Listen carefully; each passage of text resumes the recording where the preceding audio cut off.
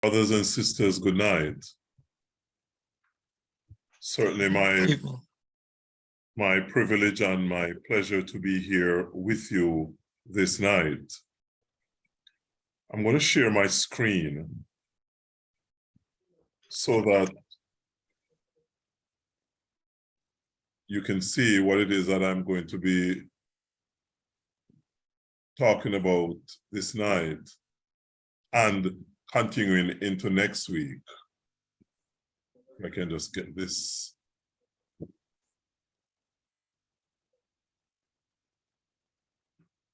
So what I'm talking about tonight and into next week is discipling today's young people.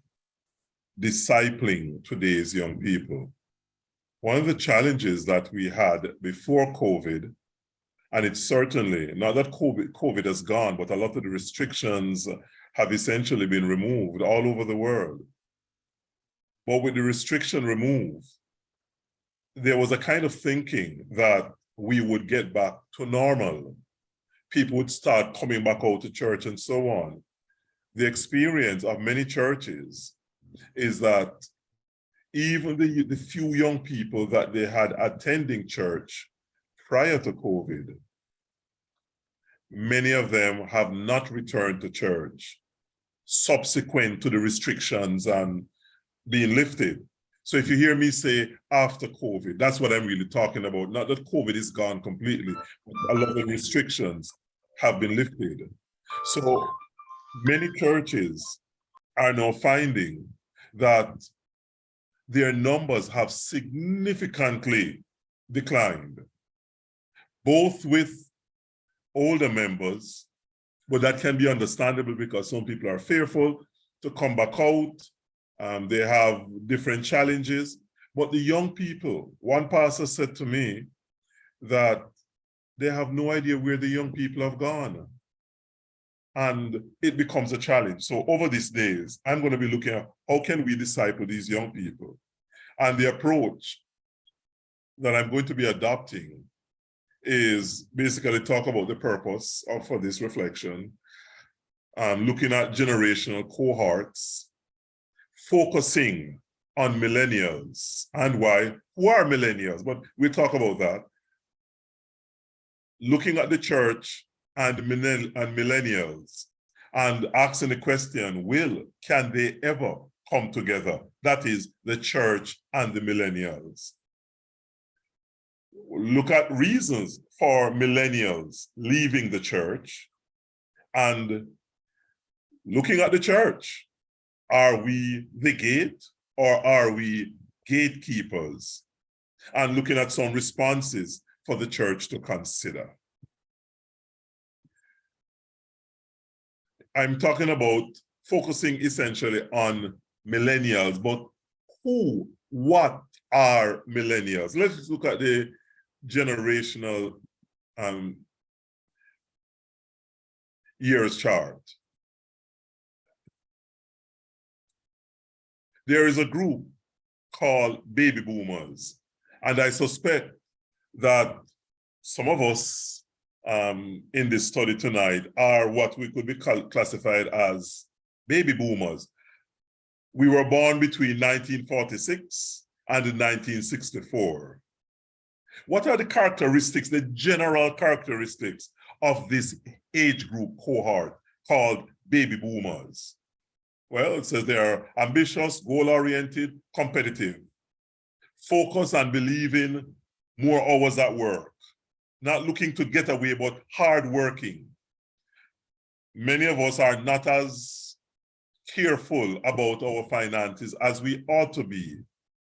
We are resourceful and we work well together, but we're also process-oriented, so we can be very bureaucratic. After that, the next cohort is what is called Generation X.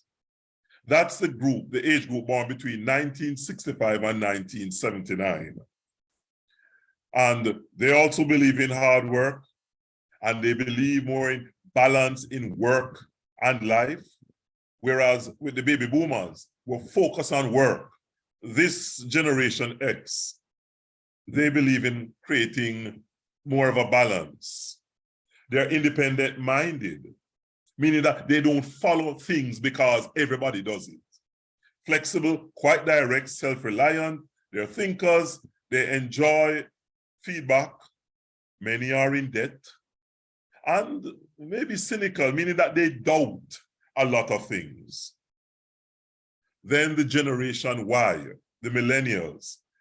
These are persons born between 1980 and 1994. Now, many of these millennials are the children of the baby boomers.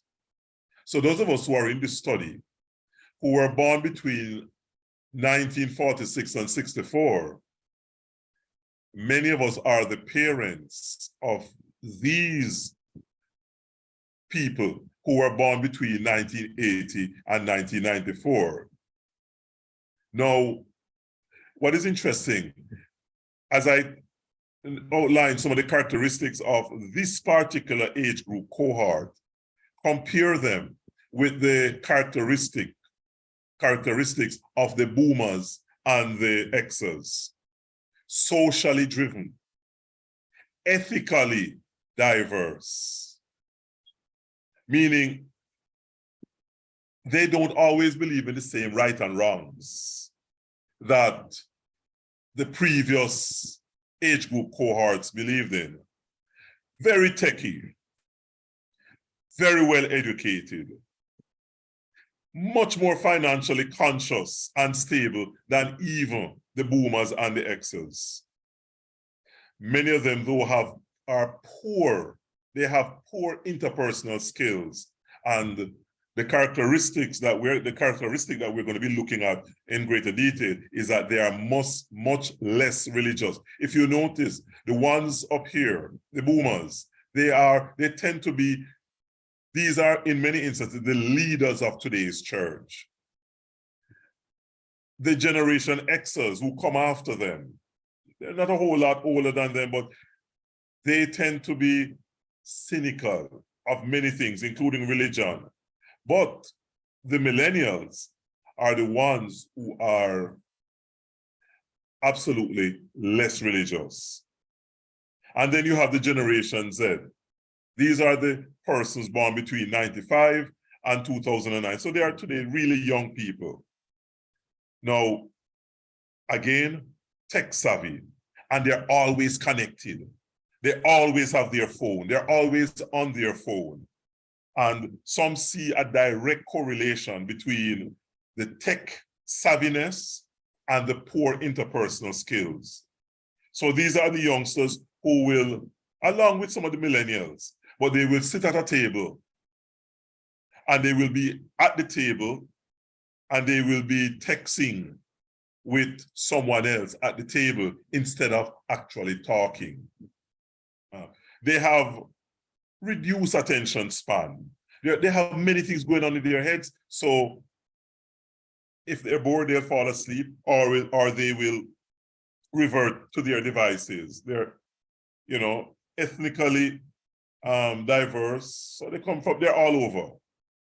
Set for online social interaction. That's where they thrive. Not so much in personal interaction, but with online social interaction. They're certainly less religious, and learning for them, they learn better when the learning is personalized. And okay, that's repeated twice. So when I talk about the millennials for this presentation, these are the ones who are in their 30s, and that's the cohort that we're going to be focusing on.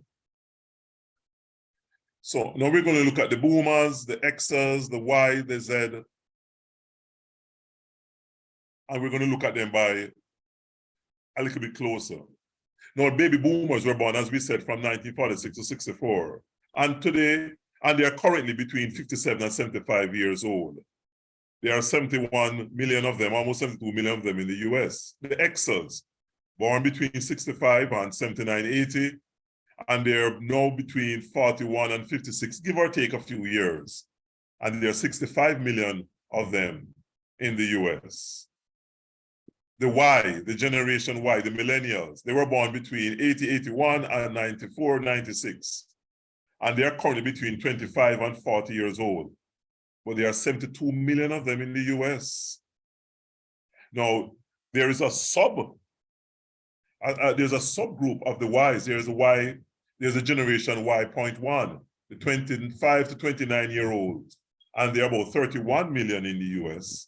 And the Y.2, between 29 and 39, and about 42 million of them in the US. The Generation Z, this is the newest generation, born between 97 and 2012. They are currently between 9 and 24 years old, and there are about 68 million of them in the US. And then the Generation A, the Alpha generation, and it starts with children born in 2012, and it probably will continue through to 2025, and there are about 48 million of these people in the US. So you have the boomers, the Xers. The boomers are declining because this is the oldest age group cohort. So they are now, a lot of them are in their 70s, or certainly many of them are now in their early 60s, mid 60s, going up. And so the generation that's going to take over from them essentially are going to be the Gen Y, the millennials, and that's our focus. Why focus on the millennials? Several reasons. If the church does not attract younger adults, the church will not grow. Simple. It's not that we need to attract younger children. Oh, yes, we do, absolutely. But the focus has to be on younger adults, because they are the ones who will have to be the leaders of the church. But the challenge is millennials seem to be repelled by the church, despite the church's best efforts. According to Barnard Group, a research organization, 6 in 10 millennials who grew up in church have dropped out at some point. And it would be true, I would probably push it to say it's true that of those who remain, some of them have not gone away from the church, but many a times they're certainly not in the church as much as we would like them to be in the church. So while half of them have essentially just left the church, they will come now and again, but they have essentially left. Of those who remain, their link with the church is, in many instances, tenuous at best. Now, this is important. Millennials are unique in that they are both the church of now and the church of the future.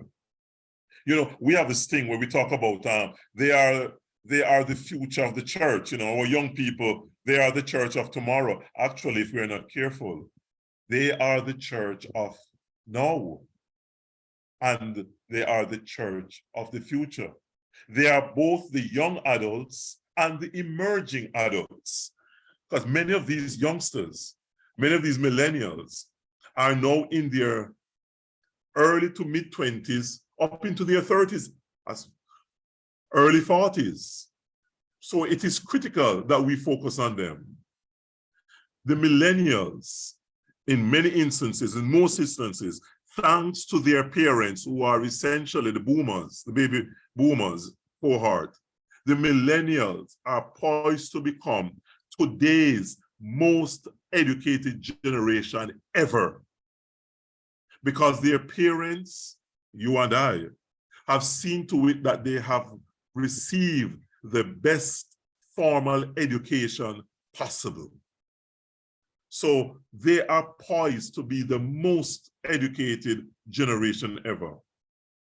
And they also constitute, globally, the largest generational cohort.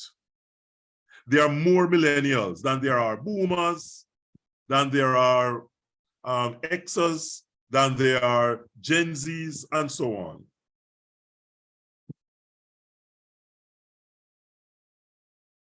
Sadly, only 13% of millennials consider any type of spirituality to be important.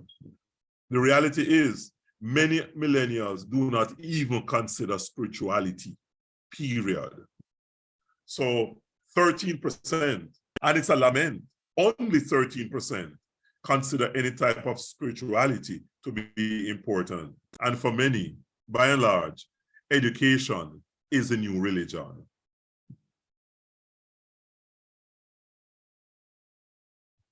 So the question then, with all of that, if all of that is true, and with all of that as a basis, the question is, will the church and millennials ever come together? This is a challenge. This is a question that we have to grapple with and we have to wrestle with. Will they ever come together? Here's the scenario. Millennials are leaving church at record numbers. Remember, we're not just talking about American situation. We're talking about even here in Jamaica, across the Caribbean region, globally, millennials are leaving church at record number. This is absolutely distressing. Studies show that it isn't Jesus that they are rejecting. They are rejecting churches that aren't making themselves relevant to millennial culture. Basically, what it's saying is, the church does not understand millennials. We do not understand our young, emerging adults.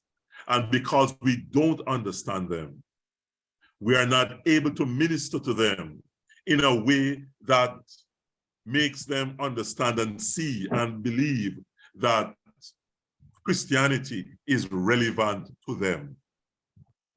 It's not a rejection of Jesus, but it certainly seems to be a rejection of church as we do church today.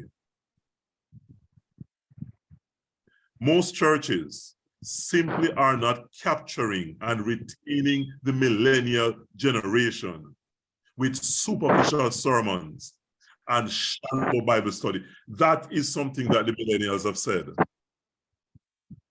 The messages that we preach, the Bible studies that we conduct, they're not really serious. They are superficial, they are shallow, they are basically repeating what everybody already knows. So there's no depth to what we are proclaiming and to what we're teaching. Now, if there's any truth to that, we are in a very bad shape. It says that millennials want a worship service that is contemplative and theologically rich. So basically what they're saying is, listen, we want a worship that causes us to reflect, to think. If we want one that has depth to it, that will challenge what we believe, one that will stand up to scrutiny, one that shows there is tremendous preparation. So it's not just getting up and talking, but it shows preparation, it shows reflection. And if it's shallow and just skimming the surface, then the fact is we are ministering to a very educated group of young people. And when we are not prepared, and when we have not prepared, and when we are shallow, all it does is make them see us in a light that does not inspire them to come back. So the generation Y, this most educated generation, desire to know deep doctrinal truths, even if, this is important, even if they do not initially agree with them. So what they're saying is, we want to be challenged. We want our thinking to be challenged. We want to be shown another way. We want to be shown options. We believe this, but we are prepared to listen to you if you can argue and you can present a case that causes us to think and grapple and wrestle with what you're saying. It must challenge our minds. It's not just about a superficial kind of thing where you challenge our emotion. Yeah. No. We're past that. We want something to speak to us at a much deeper level. Now, mark you, one is not saying here that this cannot be a work of the Spirit, a work of the Spirit which can defy logic. But can I suggest that there is no dichotomy between the work of the Spirit and the work of the mind? Jesus said, you should love the Lord thy God with all thy heart, with all thy soul, with all thy mind. So we cannot create dichotomies and say, well, they're not spiritual, that's why they can't understand it. The fact is, we have a responsibility to present the scriptures and the truth of the scriptures in the very best way that we can. And having done that, the Spirit will use what we have done. But the kind of superficial preaching and simplistic Bible study, we're saying, hey, listen, those who are committed to coming will come, but those who see themselves as having options to either show up or not show up will many a time choose. They will not necessarily speak that they're not coming, but they will speak with their actions by simply not coming. They view shallow churches for what they are, inauthentic and insubstantial. What an indictment. They view shallow churches that are not theologically rich, messages that are not serious or contemplative, as inauthentic, meaning that basically they're playing church. They're going through the motions, but there's nothing about them. And insubstantial, meaning that they're just wasting time, really. There's nothing to them. If there's any truth to this, then we are in a bad shape. So here are what the millennials are saying about themselves concerning why it is that they are leaving the church. This is now coming out of research with millennials and say, why have you left the church? Why are you not in church? What caused you to stop going to church? They don't feel respected. They don't feel respected. Respect is a major thing for our young adults, our young people. They must feel that they are respected. They are authentic human beings.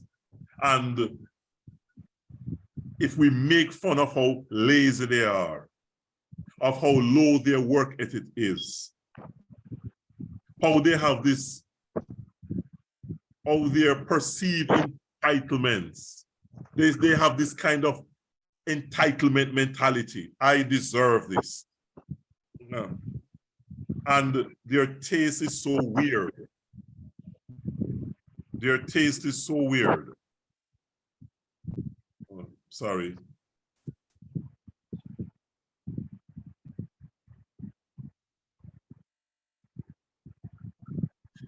They don't want to be laughed at. And like any other group, they want and deserve respect.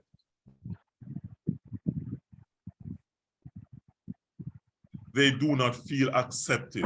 Remember, these are comments coming from millennials. They say they don't feel accepted. Many churches are afraid of the word acceptance, fearing that accepting someone is the same as condoning their sinful behavior. Basically, what they're saying is, okay, fine, we are not doing good. We're okay, fine, by your standards, we are not living right, quote unquote. Is that a reason for rejecting us? Is that a basis why you really want to shun us and have nothing to do with us? Later on, I'll see where church that these young people want, say that they want, is a church that reflects Jesus. Because nobody hung out with the unacceptable as Jesus did. So they say the church says one thing on Sunday, meaning that oh, we need to do this and we need to love and we need to appreciate and we need to receive. But Monday through Saturday, we want nothing to do with these people. So they see the church as really being inauthentic. Because one, we don't accept people for who they are. Not that we are accepting the behavior and the conduct, but they are people created in the image of God. And we have to respect that image, recognize the dignity, and work with people from where they are. Millennials says they don't feel understood. They are deeply concerned about things that the older generation may not have given thought to, such as environmental issues, social justice issues. These are things that the generation after the boomers, after the X generation, they are very concerned about the environmental issues and the social injustice issues. They're very big on things like that. Fairness, treating people as people, not allowing the system to ride roughshod over people. These are issues they are very concerned about. The environment, even now, there is this big conference going on in Egypt talking about climate change, the environment. And these are things that these young people are very concerned about. Now, failing to hear their perspective on issues makes it harder to build relationships. Now, remember I said, for the most part, the parents of the millennials are the baby boomers, that age group cohort in which most of us, I would dare say, would be in. Now, the challenge is, are we as concerned about the issues, or certainly are we prepared to listen to their concerns as much as we want them to hear our perspective? They say that they don't feel discipled. A misconception about millennials is that they want an easy faith. But the truth is, they want to go deep in their spirituality. They are thinkers, they are thinkers, and will not put up with careless thoughts and opinion. They want direction, thoughtful and honest answers. This is a generation that will say to us, why? Where did you get that from? What is your basis for arriving at that conclusion? Who told you that? So they question what we would consider to be truths. Not necessarily because they are rebellious, although some are, of course, but that's not the primary reason. The primary reason is because they have been so well educated by their parents. Things that the parents, attitudes, conduct, thoughts, thinking that the parents took for granted. This generation is saying, tell me about that. How did you arrive at that opinion? What are the facts on which you are basing your opinions? So it's not that they doubt us. What they're saying is they want proof, which is why we send them to school, so that they will not just simply accept everything that they're told, but no, we have taught them to question things. And the truth is, some of what they're questioning is what we have been exposing without, in many instances, actually thinking about it ourselves. Many of them say they don't feel church is relevant to their lives. According to the research group Barna, what they're saying is, from among millennials who say attending church is not important to them, 35% claim church is not personally relevant. They see no connection between Sunday morning and Monday through Friday. So the challenge for us is prove them wrong. So what they're basically saying You say this and you preach that and you exhort that on Sunday, but we don't see that reflected in your lives Monday through Fridays. During the work day, during the work week, when you're out and you're not interacting with your peers in the church, when you're not in that church going group. So now you have left the church on Sunday and you now have to exercise your faith in a non-church world. What they're saying is that when we look on, we don't see that same level of commitment you speak about on Sunday. We don't see that level of spirituality that you exude on a Sunday. We don't see it Monday through Friday. And remember, these are that's the generation that actually live with us. They live in our houses.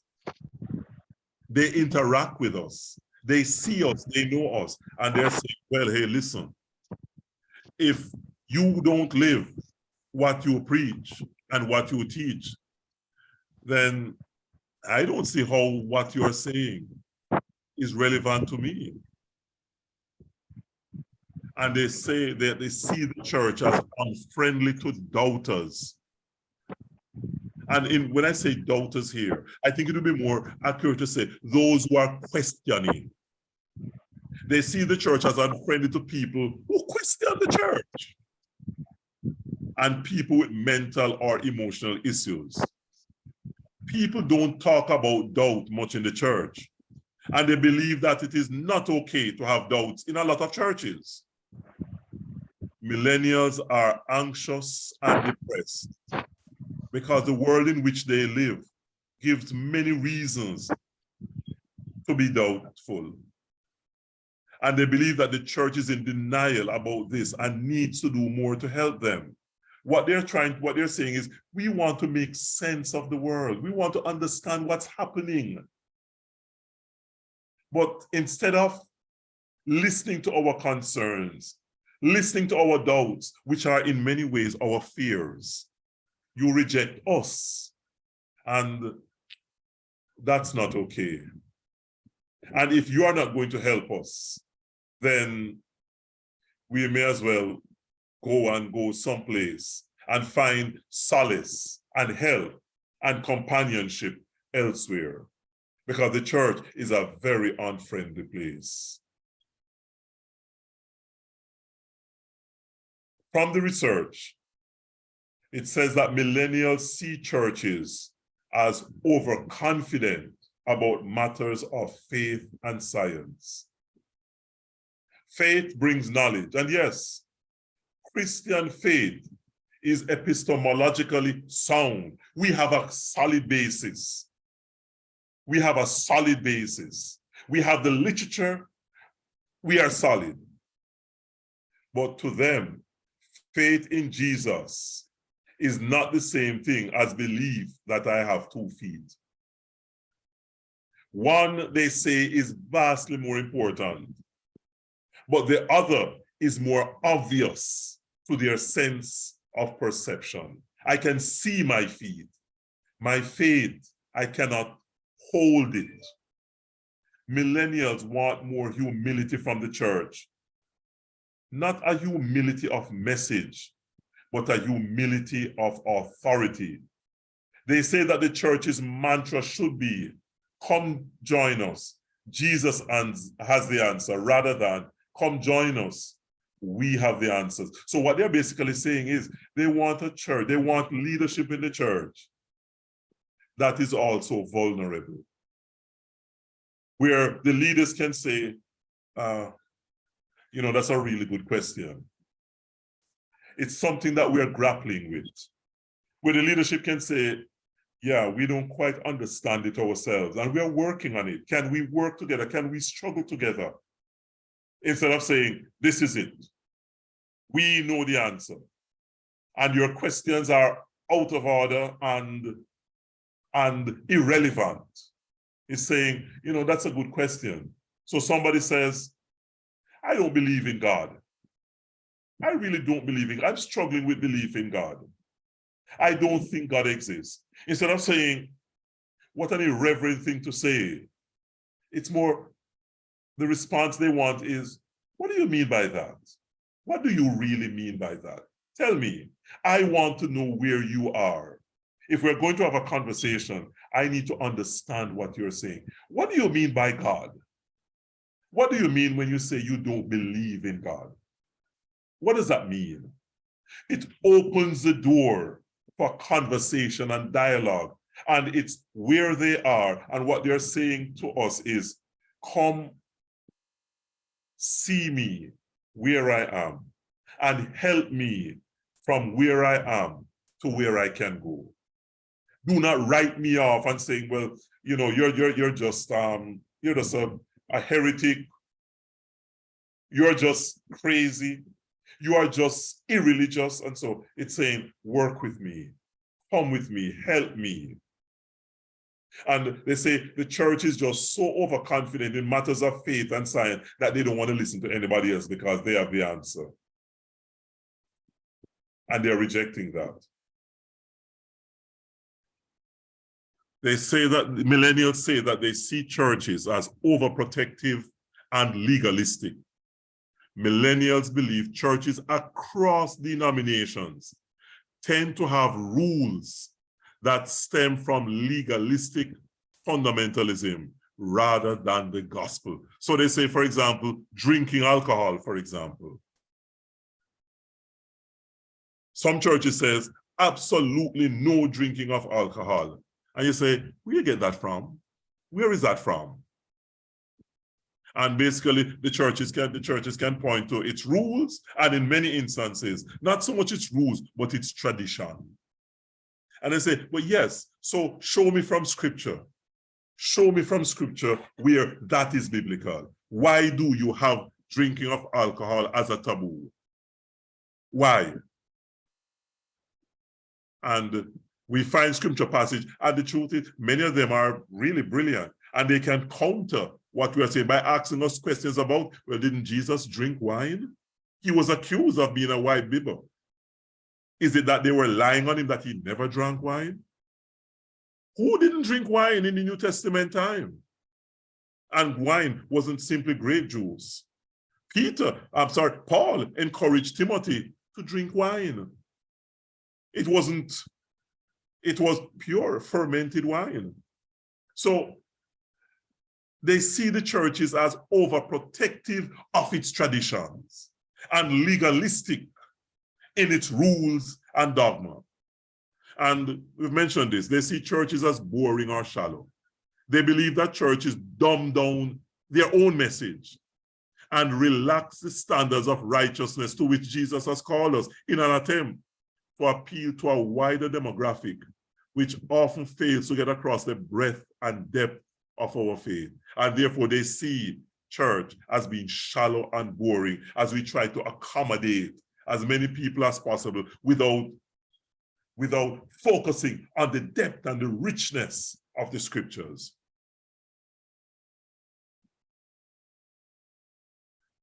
I'm going to stop with this slide. Points to ponder. Millennials are described as America's least religious generation. Would we say the same thing about the Caribbean in general and Jamaica in particular? They're leaving church, and COVID has exacerbated their departure.